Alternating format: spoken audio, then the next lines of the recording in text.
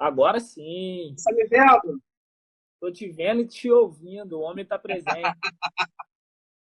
Fala comigo. Agora Consigo sim, até agora eu ver a tô sua, on. consigo até ver a sua estante aí no estilo Miriam Leitão. É, pô. Não, Mirella, então você tá gastando muito. Então, Gustavo, só pra gente recapitular, né? Vamos fazer a apresentação aí. O Genial aqui entrou pelo perfil pessoal achando que era o da Vasco Comunista. Já tá de regata, isso aí. Eu aprendi com vocês. Vocês me proibiram de ir de camisa polo para São Januário, então eu vou só andar de regata. Só para recapitular, Só re- né, a gente estava falando basicamente da nossa live, né, Gustavo? Gustavo, né, é um cara formado em serviço social, mestrando em relações raciais e superexploração no trabalho, né? Agora eu vou falar um pouco de mim também, sou professor de geografia, né? Sou formado, já tenho 5 aninhos, dou minhas aulas e tenho estresse já quase meia década, mas apesar dos pesares, eu amo o que eu faço, né? Somos, né, marxistas, leninistas, cada um o seu viés, né? Eu sou do PCdoB, Gustavo é do PSOL, mas somos vascaínos, né? E a gente veio aqui hoje debater racismo, né? Nessa data tão importante, correto? E também o processo de escravização e as consequências em nossa sociedade. Gustavo, a gente vinha falando basicamente desse processo de escravização. Como é que ele foi de fato? Né? E quais foram as consequências disso? Porque desde pequeno, a gente entra, né, pega as séries iniciais, a gente consegue perceber que existe uma narrativa que romantiza tanto o processo de escravização quanto o processo de abolição da escravatura, correto?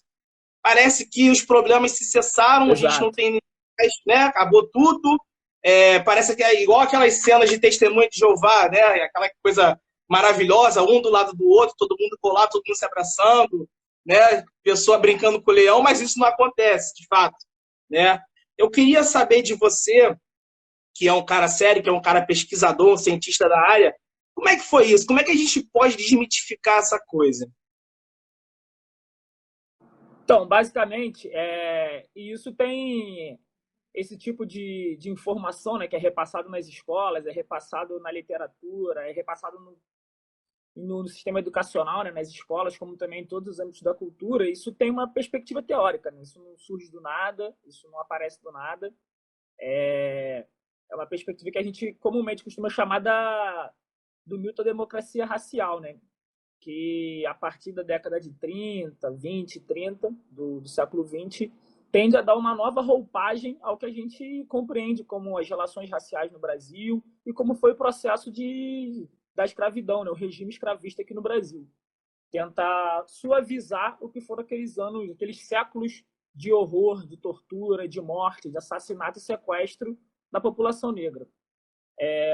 Enfim, essas informações que eu dei já resumem um pouco do que foram os quase 4 séculos de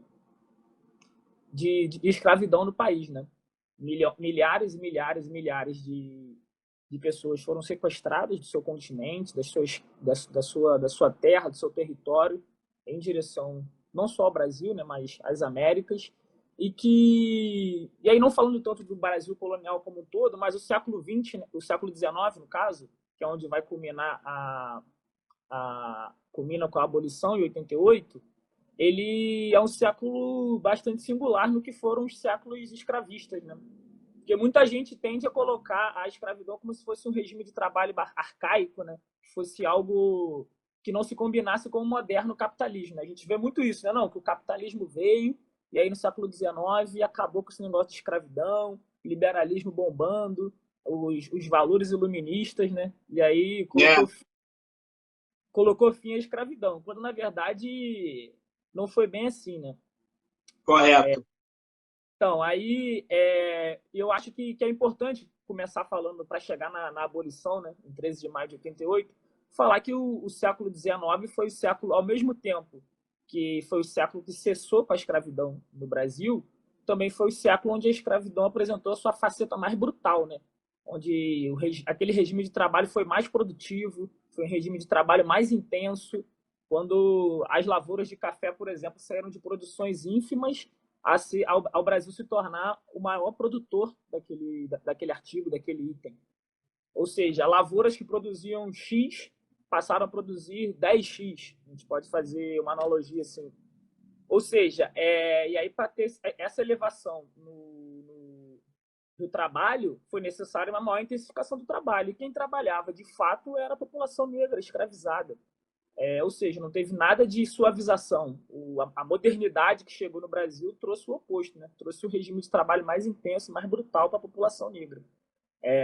Se na Inglaterra as fábricas funcionavam, era porque aqui tinha um regime de trabalho brutal para sustentar a produção de matéria-prima e de gêneros alimentícios para aquela população. Mas aí, eu acho que, falando mais diretamente do Brasil, né, chegando no ponto da abolição de fato, você perguntou também sobre os processos, participação negra, né, as revoltas e tudo mais. Aí eu queria até mostrar um livro da Mostra aí. Rebeliões da Senzala, livro do Clóvis Moura, que é o título ele já é sugestivo demais, porque, como eu falei da democracia racial, enquanto na década de 30, né, o Gilberto Freire falava sobre Casa Grande e Senzala,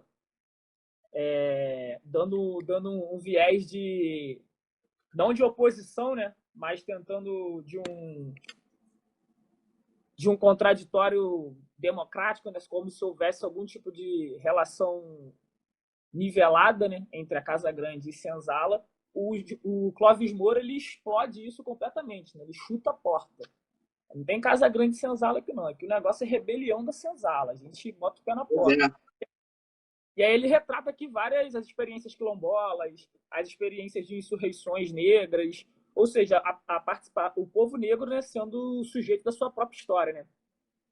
E sujeito também da sua libertação. Acho que é o que tem de mais fundamental quando a gente fala das insurreições, rebeliões, dos movimentos quilombolas, é isso. E aí, chegando para a abolição, de que não foi não uma canetada, né, mas com a pena de Isabel que foram libertados os negros. Eles foram sujeitos da sua própria história. Tiveram inúmeros, tem uma vasta pesquisa, relatos sobre as insurreições, as revoltas, as guerrilhas negras em defesa da sua liberdade. É interessante isso, Gustavo, porque, primeiro, a gente tem uma concepção muito equivocada de achar que o processo de luta de classes no Brasil é recente, né? Às vezes até alguns grupos políticos tendem a reduzir isso a um processo de 20, 30 anos, sempre houveram lutas de classes de várias formas, né? A gente vê esses processos de rebeliões, né? Esse processo de tentativa de não serem colonizados e explorados, tanto dos indígenas e principalmente dos negros, é um processo, né, nítido de luta de classes, né? Agora, a gente estava pautando aqui também a questão da data de hoje, né? Como você falou, muito interessante, do 13 de maio, você falou uma coisa que até chega a soar engraçado, né? Que a princesa Isabel pegou, né, aquela pena e fez, e todos os negros começaram a celebrar. É tipo, se não me engano, a abertura e final de Terra Nostra. Não sei se você lembra de Terra Nostra. Os negros vão passando e os assalariados italianos começam a chegar, um processo de modificação, né, de uma mão de obra escrava para uma mão de obra assalariada. Tudo bem que a gente sabe que essa mão de obra assalariada, de fato, ela chega. Mas isso não foi nada romântico, isso obviamente trouxe consequências para a nossa sociedade. Sim, claro. Você, como cientista, né, do serviço social, como é que você vê esses impactos do racismo, da escravização? Porque o pessoal acha, a gente tem uma concepção histórica, né, como eu estava falando até na primeira parte da live, que isso acabou, né, e agora a gente vive numa democracia racial, né? Eu estava brincando com você mais cedo, parece aquela imagem de testemunho de Jeová, né? Que, cavalo, leão, todo mundo brinca, criança brincando com tigre, aquela coisa maravilhosa, aquele solzinho com o rosto desenhado, né? Mas isso não existe, correto? Então, as pessoas, a sociedade de forma geral, ela precisa saber que existem links de eventos e consequências, né? Na verdade, o que a gente passa hoje são reflexos da sociedade. Eu queria saber a sua opinião acerca disso, o que você acha, como é que você vê e como é que a gente pode romper com essa lógica. Então, você falou desses cenários aí, é interessante. E até sobre o que foi a abolição 13 de maio, né? Como se aquilo tivesse surgido de um dia para o outro. O projeto da abolição chegou no dia 8, no parlamento, e no dia 3, de fato foi assim, e no dia 13 foi assinado, como se foi a batalha, né? O processo abolicionista tenha durado só esses poucos dias, menos de uma semana. Quando, na verdade, não. O Clóvis Moura, tem até outro livro dele aqui. Vou ficar mostrando o livro toda hora, hein, gente? Só para avisar. Isso aí, a gente aqui, além do debate formal de Vasco, racismo, a gente vai oferecer uma bibliografia também, e o pessoal está nos comentários, pode oferecer, porque é uma troca mútua. Eu não vou fazer a resenha do livro, não. Só vou mostrar onde se a galera quiser pesquisar. Tá certo. Aí nesse daqui, ó, Dialética Radical do Brasil Negro. Pô, esse aí machuca, isso é muito bom. O Moura, ele fala a respeito do que ele chama de escravismo tardio, que é o período de degradação do regime escravista no Brasil, né? E que ele coloca como ponto de virada, né, para degradação, o fim do... estão pedindo para mostrar o livro aí. Vou mostrar de novo, ó. Mostra aí. O ponto de virada... Colocar, galera. Ele coloca a partir de 1850, né, com a aprovação da Lei Eusébio de Queiroz, que cessava de vez o tráfico, né, negreiro aqui no Brasil, né? Enfim, tem diversas imposições e questões internacionais que influenciavam isso, mas tratando só de Brasil, e para resumir também, foram diversos acontecimentos, e o Clóvis Moura chama de acontecimentos jurídicos políticos, né, que envolvia a participação do Estado brasileiro, né? É importante entender que os sujeitos têm um papel fundamental na história, mas que o Estado, né, em si... Exatamente. Que o Estado brasileiro é como se tivesse organizado o processo para que a abolição acontecesse da forma que aconteceu, ou seja, garantindo a manutenção da ordem. Correto. Que não fosse possível uma política de reparação aos negros escravizados, que nenhum tipo de indenização fosse concedida a essa população, que não ocorresse nenhum tipo de punição à classe escravagista, ao setor escravagista.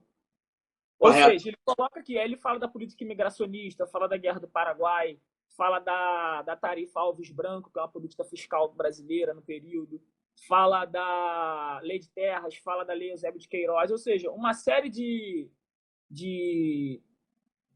situações, de legislações, e como o Estado brasileiro praticamente patrocinou e organizou essa transição, né, do regime de trabalho escravista para o regime de trabalho assalariado, garantindo a manutenção da ordem daquela população. Exatamente. E aí isso tem consequências, né? E a consequência é como a gente vê o país hoje. Qual é a parcela da população que vive nas favelas? A maior parte da população é a população negra. Qual é a maior parte da população que não tem acesso ao ensino, que tem menor acesso ao ensino superior, seja público ou privado? A menor parte da população no mercado de trabalho formal. A população brasileira que tem as menores rendas, ou seja, a mulher negra, seguida dos homens negros. Ou seja, os acontecimentos naquele período, e aí parte da minha pesquisa tem a ver com isso, na transição do trabalho escravo para o trabalho assalariado, contribuem na explicação da localização do povo negro na sociedade brasileira nos dias de hoje, né? Foi outro dado que é informação que é falseada, é que a população negra naquele período não tinha nenhum tipo de instrução e que, por isso, no pós-abolição, foi normal que os negros não tivessem acesso a boas posições no mercado de trabalho, que é falso também. O Clóvis Moura traz dados interessantíssimos sobre isso, de que a escravidão urbana no século XIX, a população negra ocupava postos de trabalho, obviamente, não no mesmo nível da população branca livre, dos brancos pobres, né? Mas que ocupavam posições de trabalho de um nível complexo, né? Não era só o trabalho braçal, a força bruta, mas tinha alguns setores do mercado de trabalho que eram ocupados pelos negros e que eles foram expulsos. E aí alguém comentou aqui, foi o Euler, sobre a política eugenista, né? De embranquecimento, que tem a ver com isso também, da política eugenista aqui no Brasil, de que contribuiu, não só a política eugenista, mas que contribuiu na expulsão dos negros desses postos de trabalho, né? Que tratar os negros como seres intelectualmente inferiores e tudo mais. Isso fez parte, né, da política brasileira para localizar os negros fora do mercado de trabalho no pós-abolição. E isso traz consequências, né? É uma marca muito brutal da sociedade brasileira. Correto. Gustavão, a gente vai falar sobre isso mais à frente, mas isso traz consequências no esporte, né? A gente vai falar depois mais sobre isso. Exatamente. Aí já isso é uma questão histórica, que envolve vários clubes, não só o nosso, né? Gustavão, você falou uma coisa muito interessante, que eu acabei dando um toque aqui comigo mesmo, que você pode me corrigir se eu estiver equivocado. Esses mesmos senhores de escravo, de fato, eles fizeram uma tentativa de contragolpe, né, ao instalar a República, e, de fato, houve um receio da escravização voltar. Você... Correto isso? Se não me engano, eu li isso no livro O Ano Vermelho, do Luiz Alberto Conde de Bandeira. Eu gosto muito do Conde de Bandeira. E, de fato, havia essa perspectiva, esse medo, principalmente do povo preto, na sociedade, né, brasileira da época, da escravização voltar. Né? Uma coisa bem complexa, porque os senhores de escravos começaram a perceber que seus ativos, né, seu capital em forma de humanos, na verdade, a partir de uma hora para outra, começou a valer quase que nada. Né? E houve também aquele processo dos negros ficarem em algumas fazendas, justamente porque, por essas questões raciais, por esse preconceito enraizado do negro não ter espaço na sociedade, então os caras, né, os negros, eles ficavam tendo que continuar a trocar sua força de trabalho por alimentação, até porque o mercado de trabalho não aceitava eles. Né? E eu achei interessante que você fez um link agora, né, da consequência da escravização, né? Porque é uma questão social, principalmente a gente pega aquele pedaço, né, aqueles primórdios do século XX, né, a gente consegue ver uma sociedade ainda muito racista, mesmo com o fim, digamos que oficial, da escravização, a gente consegue ver esse processo de exclusão de uma forma econômica, até porque esses negros, eles não tinham acesso a serviços para trocar sua força de trabalho por um salário, né, principalmente um salário digno, de fato, e também, como você falou, uma questão geográfica e espacial. Eu acho que, se não me engano, o Milton Santos fala de uma forma muito inteligente que a desigualdade, ela, além de ser social, ela se mostra no espaço, correto? E eu sempre tento fazer esse link, essas conexões com os meus alunos, né, de conseguir analisar o espaço geográfico. Se a gente for observar, por exemplo... Aí está na sua área, né? Oi? Já está na minha área.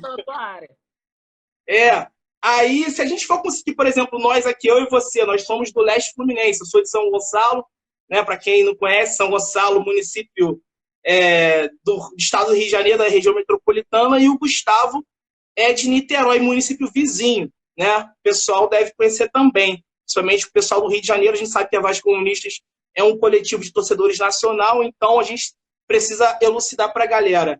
Então, eu sempre tento falar para os meus alunos para eles observarem o espaço geográfico de fato.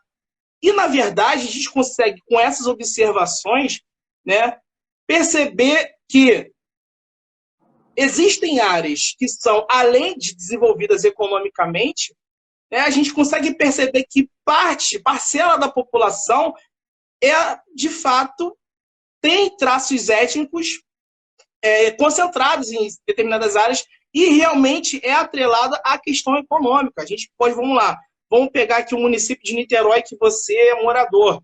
Né? A gente começa a observar que algumas áreas como Icaraí, Ingá, São Francisco, não são áreas que vemos negros majoritariamente ocupando, morando nessas áreas. Agora a gente vem para a Zona Norte de Niterói, nas áreas mais pobres, a gente consegue perceber que a população parda e negra é muito maior. Ou Sim. seja, traz consequências também espaciais. O pessoal sempre acha que o racismo acabou, a escravização acabou e que não traz consequências. Na verdade, as consequências elas estão no espaço. E nós, que somos pessoas cientistas de fatos, a gente que estuda, a gente que aborda isso, vive para isso, a gente sempre tenta tirar, né, obviamente aprendendo muito, com saber empírico também, tirar esse véu da população para a gente conseguir analisar essas desigualdades. E aí falou aqui, Joel Almeida, cara, aí só tem preto no cavalão. Exatamente. Exato. Só no cavalão. De resto, fica complicado. Gustavo. Pra quem sabe, né, o Cavalão é uma favela, né, lá em Caraí, que é um dos bairros mais ricos de Niterói.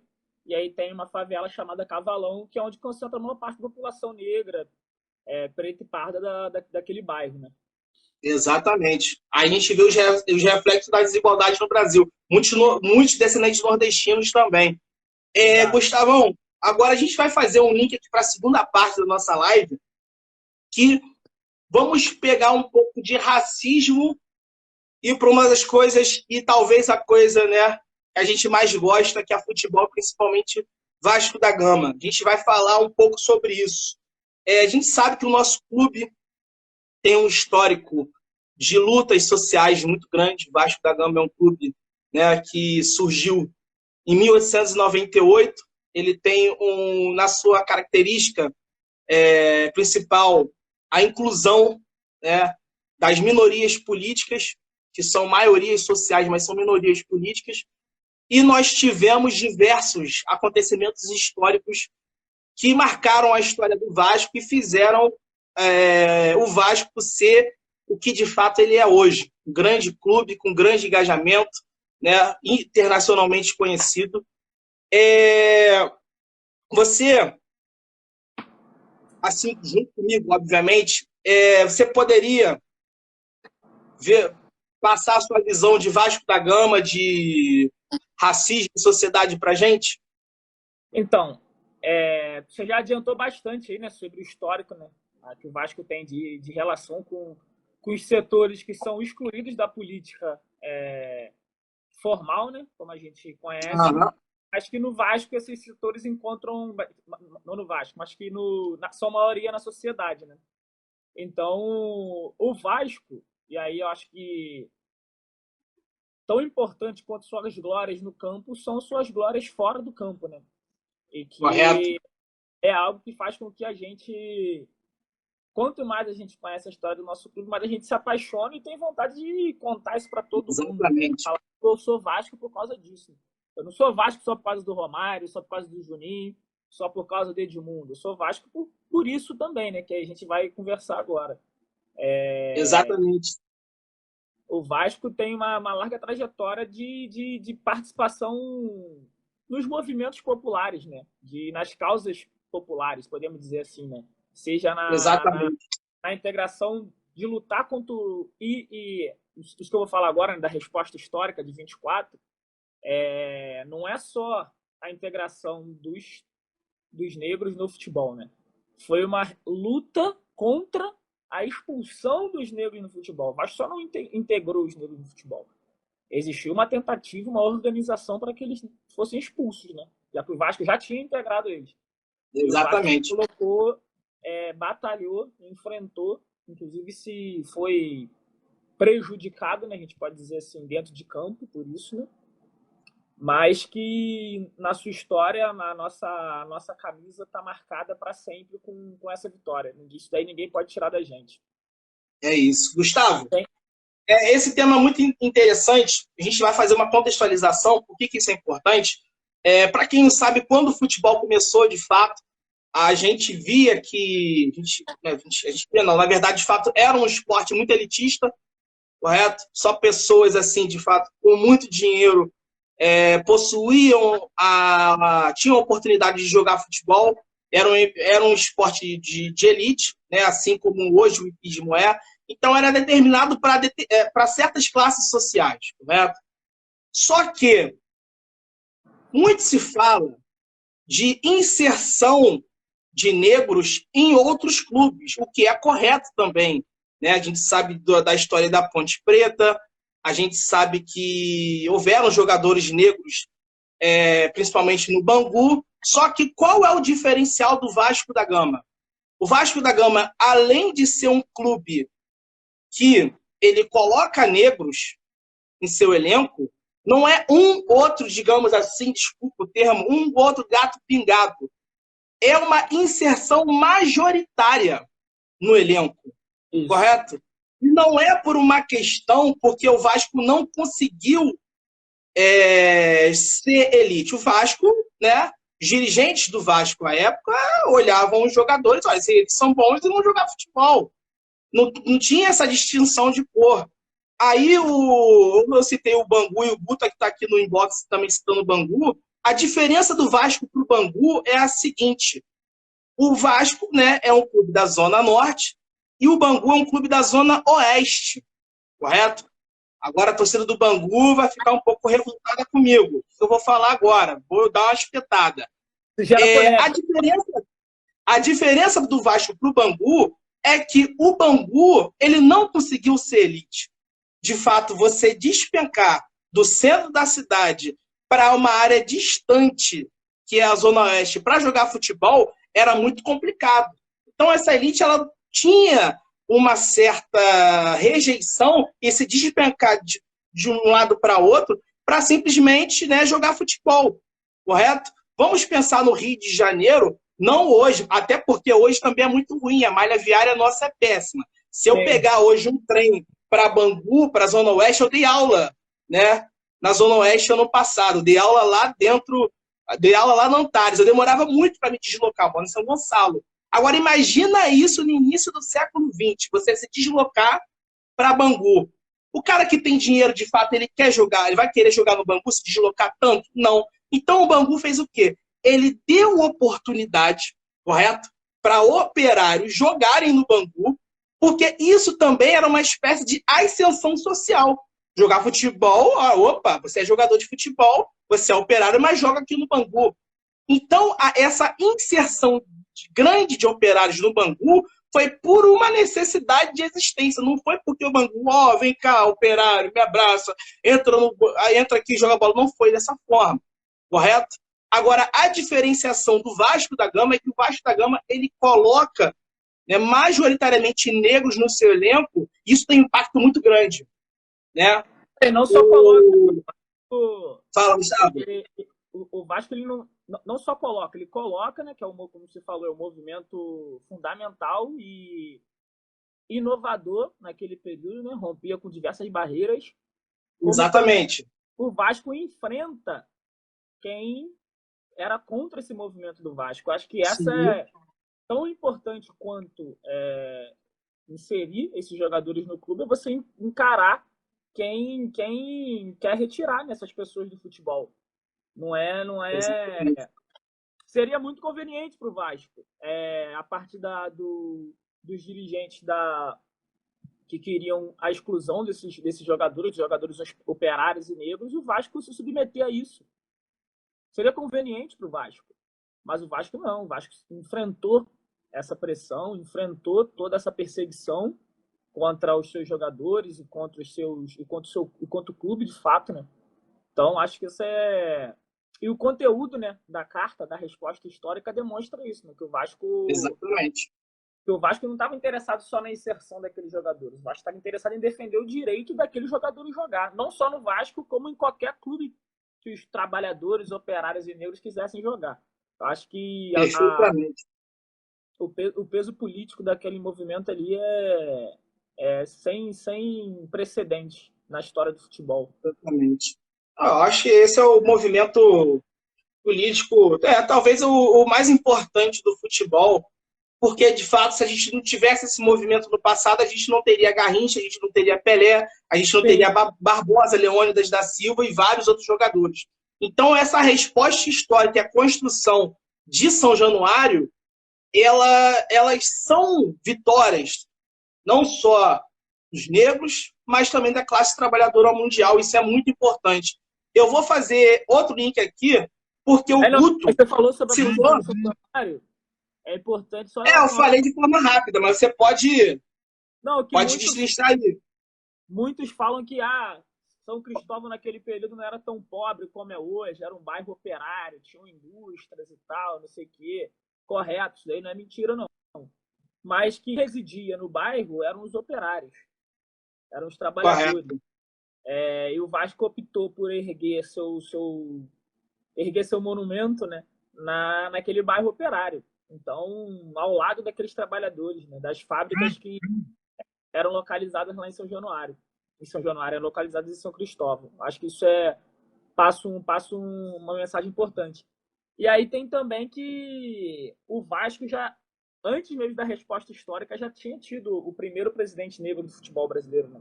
Exatamente. Cândido, né? Eu esqueci o nome dele agora. José Cândido. Cândido José de Araújo. Troquei só a inicial. 1904, se eu não me engano. Ele foi o primeiro presidente, na verdade, o nosso primeiro título do Remo, né?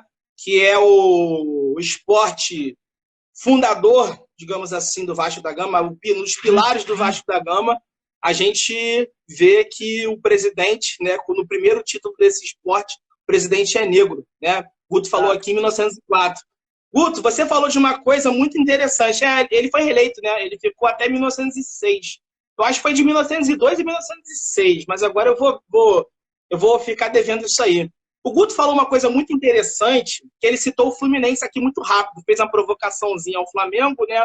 Porque a gente é vascaíno, a gente gosta de dar aquela espetada, mas isso faz parte, isso é o que rege o futebol, desde que seja na questão do respeito.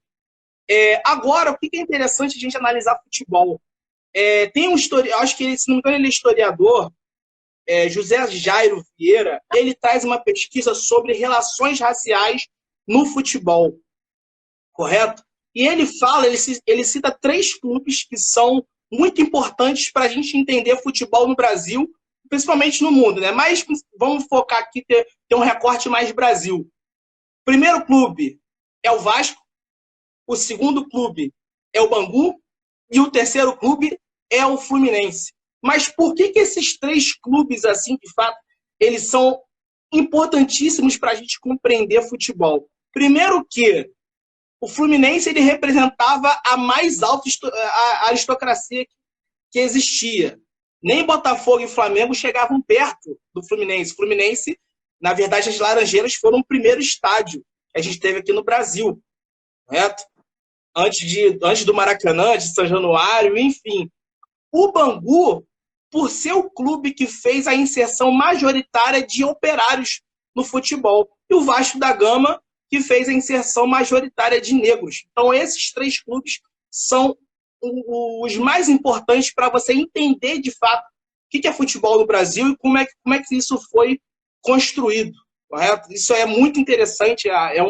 Eu não estou aqui com ela, eu acabei esquecendo, mas é José Jairo Vieira. Pessoal aí, quando eu for lembrar, eu deixo talvez no stories, na biografia, ou o pessoal quiser interesse, eu mando uma foto aí que é muito bom. Fala de Bangu, fala de Vasco, fala de Mário Filho, fala de Gilberto Freire, né? Ele fala dessas visões que tentavam criticar o racismo, mas, na verdade, elas também reproduziam o racismo, e isso escorava até na seleção brasileira, que é o ponto que a gente vai tocar daqui a pouco, né? A gente vai sair só de Vasco e futebol, né? Futebol assim de uma forma generalista, e vai focar um pouquinho em seleção brasileira.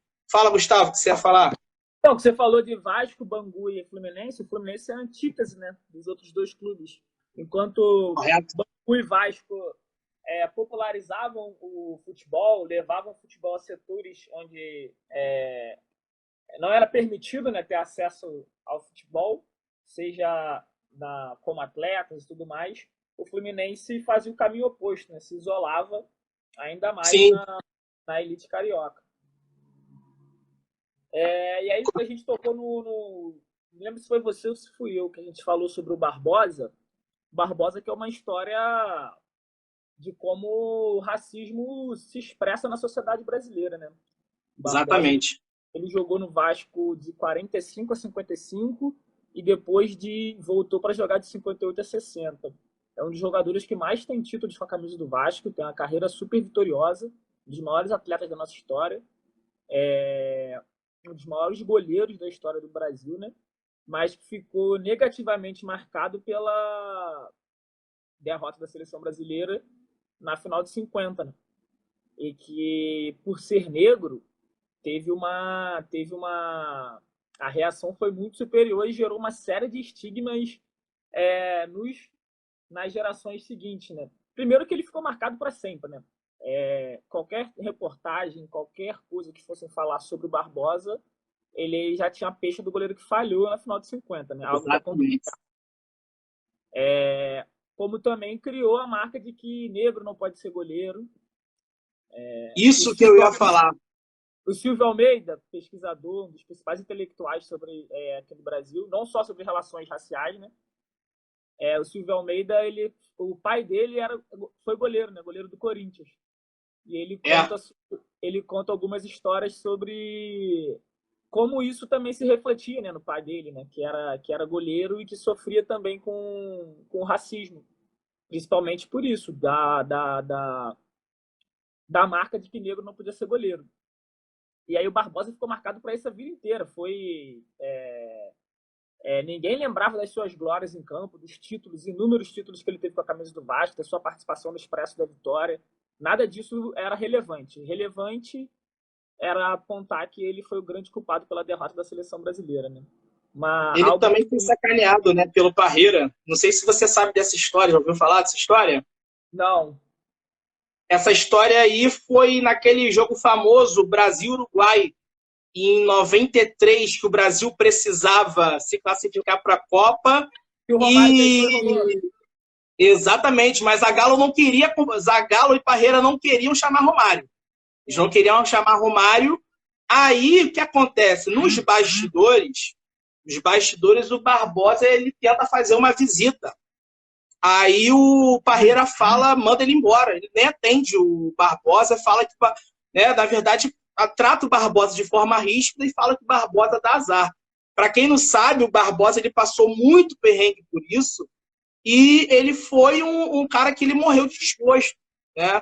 Ele ficou muito triste, ele não teve o reconhecimento e cabe nós que somos das ciências sociais ou que não exatamente das ciências sociais, pessoas que lutam por uma sociedade, né, mais justa, igualitária, de fato, a gente sempre recordar, estudar, fazer justiça histórica e social para com essas pessoas. Você tocou num ponto que, senão, eu peço desculpas aqui, senão eu vou esquecer, dos goleiros negros. Isso não ficou só na primeira metade do século XX, não. A gente sabe que o Barbosa ele foi muito vitorioso. Ele foi o goleiro titular da maior fase da história do Vasco da Gama. Para quem não sabe, o Vasco da Gama não teve a sua maior época em 97 a 2000, mas, na verdade, do final da década de 40 para o início da década de 50. Se não me engano, foi de 44 a 53. Chama-se Expresso da Vitória. Né, o Vasco ganhou diversos títulos, o Vasco foi campeão sul-americano, o Vasco ganhou torneio Rivadavia Meyer, que na verdade era o Mundial da época, era uma Copa Rio com outro nome, organizada pela CBF e validada pela FIFA. Vocês podem procurar isso na internet. Só que você falou do Barbosa, eu lembrei de outros casos. Você falou de uma parada muito interessante, que eles falam que goleiro negro dá azar. O Guto falou isso também.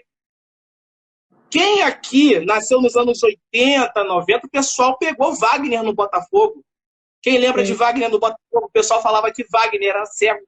Ah, Wagner é cego. Isso, Né? isso. Isso aí virou ditado popular, né? Afirmar que o Wagner Ditado era cego de um olho. jogador negro não serve para agarrar, né, em posição de segurança. O goleiro Jefferson, que é mais recente, o pessoal que é mais novo, pegou a gente pegou esse racismo que o Jefferson cresceu. Com todo Sim. respeito a outros atletas, na minha visão, o Jefferson agarrou muito mais que o Júlio César. O Jefferson foi um grande goleiro do Botafogo. O Botafogo também sempre teve uma escola boa de goleiros, é incrível. Dificilmente, Vasco e Botafogo é difícil ter goleiros ruins. Botafogo muito mais, assim. Botafogo sempre o goleiro do Botafogo é bom. É incrível. O Jefferson foi um goleiraço. Né? E sofreu com racismo também. Não era convocado, o pessoal duvidava. Quando falhava, o peso da falha era muito maior. Né? Então, essas consequências, o link que a gente está falando aqui, essas consequências de um processo de escravização, de segregação racial, de racismo, o Lucas falou aqui, Elton também, esse processo de racismo que nós temos historicamente construído na sociedade, isso de fato acontece, tem reflexos, né? Tem reflexos sociais no tratamento para com as pessoas, tem reflexos na população carcerária, tem reflexos econômicos, tem reflexos espaciais, ou seja, isso é muito amplo. O nosso debate aqui de hoje, ele tenta trazer, elucidar para a galera que o racismo ainda existe e, de fato, essa abolição da escravatura, ela não, na verdade, ela é simbólica, mas ela não quer dizer nada, porque Tá. as amarras ainda existem, correto?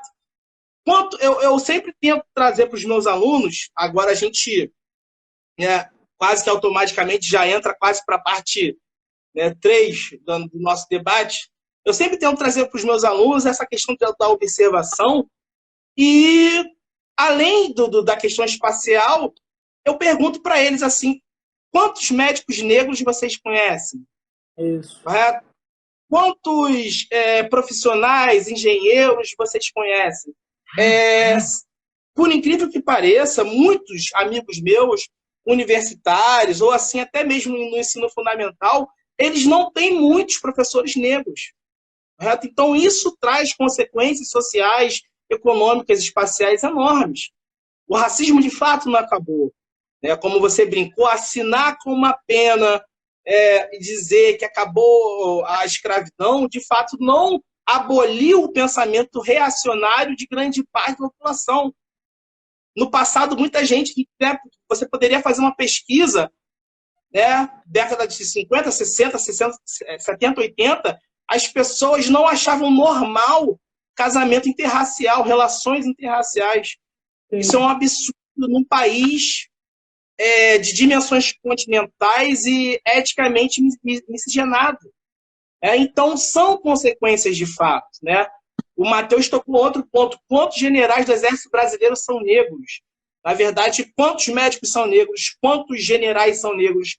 Quantos engenheiros são negros? O engenheiro negro que é mais famoso, que eu lembro, é o Rebouças, André Rebouças.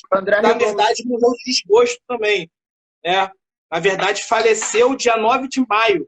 Recentemente fez aniversário de morte. Ele morreu na ilha onde o Cristiano Ronaldo nasceu, se não me engano, Ilha da Madeira, em Funchal. Ele morreu de desgosto. O André Rebouças, ele era monarquista, né? Ele era monarquista. Mas ele tinha uma visão... Fala, Gustavo.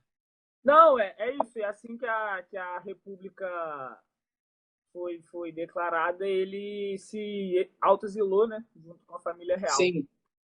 Não, estava falando das profissões, né? Onde tem negro, onde tem negro e tudo mais. Isso reflete muito a parte do racismo científico, né, que vigorou durante muito tempo no Brasil. E aí é importante entender que a relação que o Estado tinha com isso, né? Muitas das pesquisas e muitos intelectuais que produziram essas pesquisas tinham vínculo e patrocínio com o Estado brasileiro, né?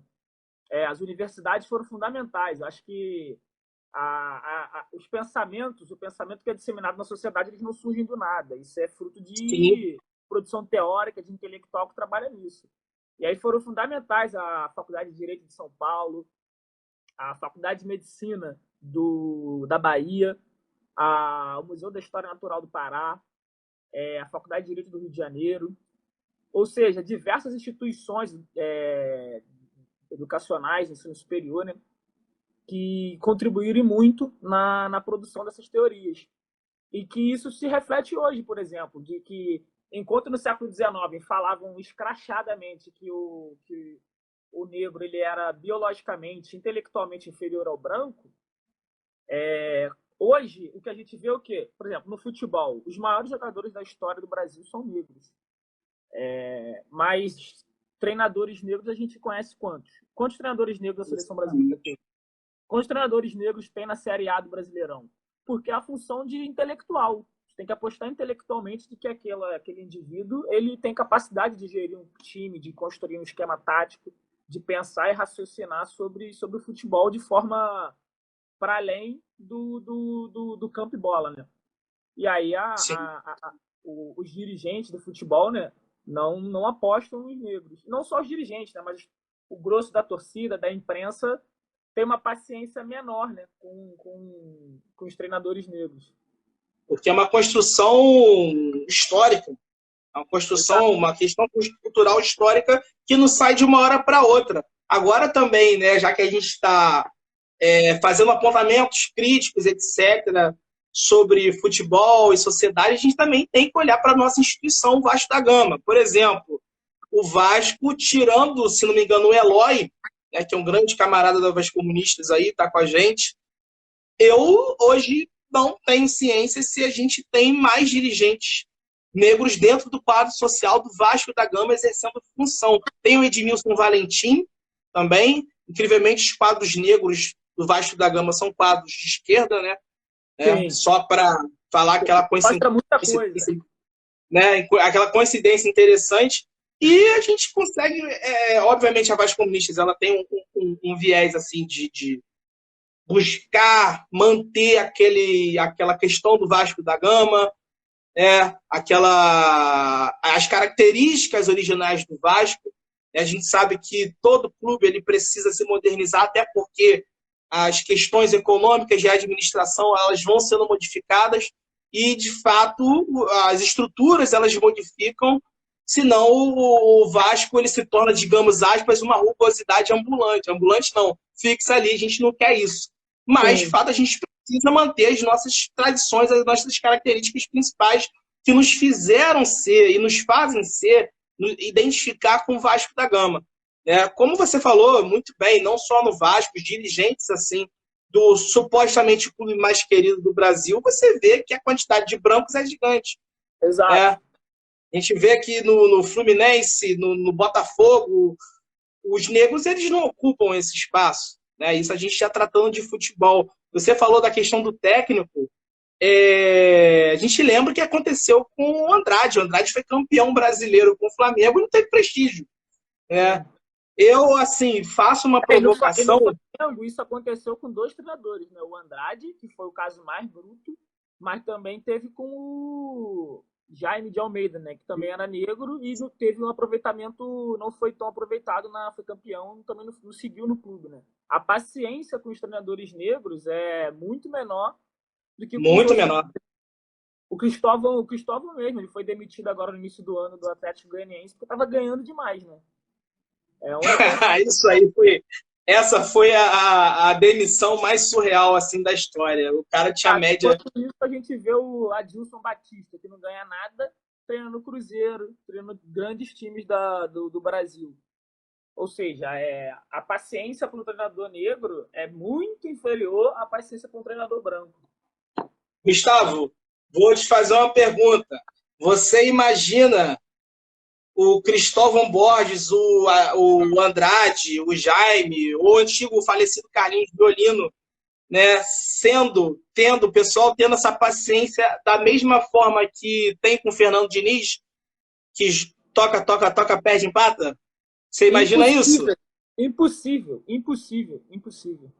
Correto. Eu também não imagino mesmo. Nunca. E olha que o Fernando Diniz ele é um caso até se a gente fosse seguir a linha Caio Ribeiro e Thiago Leifert, de só falar de esporte, o Fernando Diniz é um cara nunca ganhou nada no futebol e a paciência que os caras têm com ele é... Agora tô dando um pitaco aqui no estilo mesa redonda, né? Ah, é. Pessoal apareceu aqui, que eu não tinha mexido antes. Tô vendo algumas perguntas. Manda um alô pro Cruz Maltino da Depressão. Cruz Maltino, tamo junto. Tiago, dono da van fascista, ele vai falir, se Deus quiser, e a gente vai fazer com ele igual que os italianos fizeram com Mussolini. Muito carinho, né? Vamos lá. Grilo, Cristóvão fez trabalhos bons e ruins, mas Jair Ventura está aí, correto. A paciência com o Cristóvão foi muito menor. Sim. Nunca vi um cara ser demitido por fazer o certo, só com o Cristóvão, né? Aí tá o Thiago mandando uma mensagem de amor pro Mauro César Pereira. Parabéns, Thiago. Bela mensagem, eu concordo com essa mensagem de amor, tá? Ele é um cara assim, que merece todo esse carinho da gente, né? Ele não é nada clubista, não.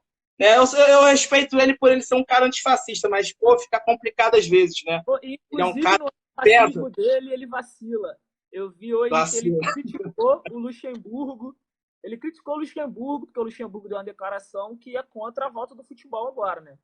Foi super racional e inteligente. Aí o Mauro César teve a pachorra de falar que pro Luxemburgo defender isso é fácil porque ele tá em acordo com o patrão dele. Porra, era só apoiar, gente. Que isso? O ai, meu Deus. Clubismo lifestyle. Gustavo, basicamente, nosso papo ele está se caminhando mais para o final, correto? A gente tratou dessas questões raciais, isso é muito importante fazer esses links. A gente abordou aqui futebol, sociedade, pouco de seleção brasileira, história do futebol, racismo, relações raciais, trabalhistas, as questões econômicas e sociais, e isso é muito importante, né? Eu estou aqui pelo meu perfil pessoal, mas o recado, né, é um recado para a gente, de fato, sempre pensar e ter uma visão crítica sobre esses acontecimentos do passado que não são desconexos com hoje, correto? É muito bom a gente estudar, a gente está numa fase muito complicada de negação da ciência, é muito bom a gente prestar atenção na história, sempre dar valor à ciência, evitar negacionismos históricos, sempre dar ouvido aos intelectuais, aos professores, aos cientistas, sempre tirar dúvida, correto? E por aí vai. Os cachorros já estão brigando aqui, deve ser porque a live está terminando, acho que eles estão chateados. Os reflexos da periferia, cachorro pra caramba. Mas basicamente é isso. O papo foi bom, a gente falou de muita coisa, falou muito de Vasco.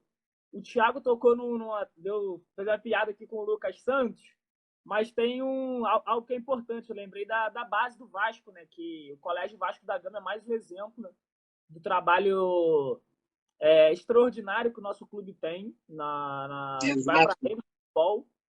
Que a gente tem que todo mundo copiou. Que a gente tem que defender com unhas e dentes.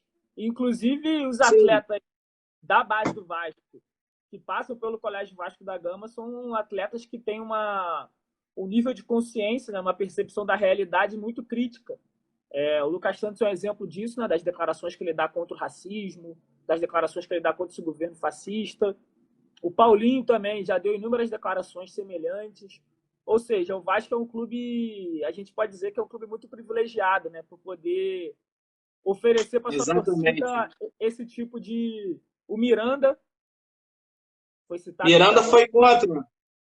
Ele postou na época do Carnaval, muito bem postado até. Pessoal, a Bozolândia foi para dentro dele, mas a gente já sabe que o camarada é um camarada consciente. A nossa base é muito consciente, de fato. Exato. Gustavo, eu lembrei de um ponto só. A gente falou para a galera estudar, não sei o quê, sempre se basear na ciência, mas eu lembro que eu tinha falado com você para a gente sempre passar o que a gente tem.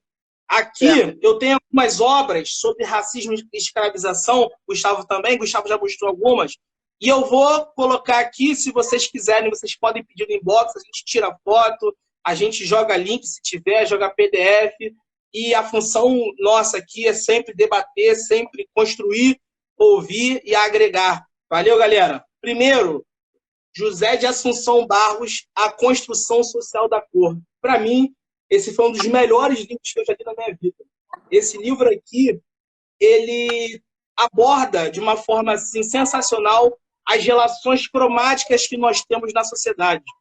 Porque o racismo ele tem um impacto maior, principalmente na questão de melanina, e esse reflexo mostra que até o pardo ele sofre menos racismo, ele tem menos probabilidade no Brasil de sofrer racismo, porque essa é a nossa construção, esse é um reflexo da nossa formação social do que um negro. Então, esse embranquecimento, essa pele mais clara, na verdade, tira a probabilidade maior de sofrer um ato, de passar um perrengue. Fala. Apareceu aqui para mim que daqui a 1 minuto acaba a nossa live, o tempo aqui do próprio Instagram. Valeu, gente. Olha só, então, bateu 1 hora, tá bom? Depois eu vou fazer É melhor fazer um post, Isabela falou aqui pra gente fazer um post. Beijo para todo mundo. Eu fiz um post hoje na minha página pessoal sobre isso, mas aí a gente, agora eu e o André, a gente conversa, fala com o resto da galera e constrói um post de indicações aí. Ótimo, gente. Beijo no coração de vocês. Lavem as mãos, passem álcool em gel, tá? Xinguem Bolsonaro, se organizem, tá? Em partidos leninistas, por favor. E é isso, galera. Beijão, tamo junto. Viva marxismo leninista. Valeu, Gustavão. Um abraço, obrigado. Hein? Tamo junto. Você aí.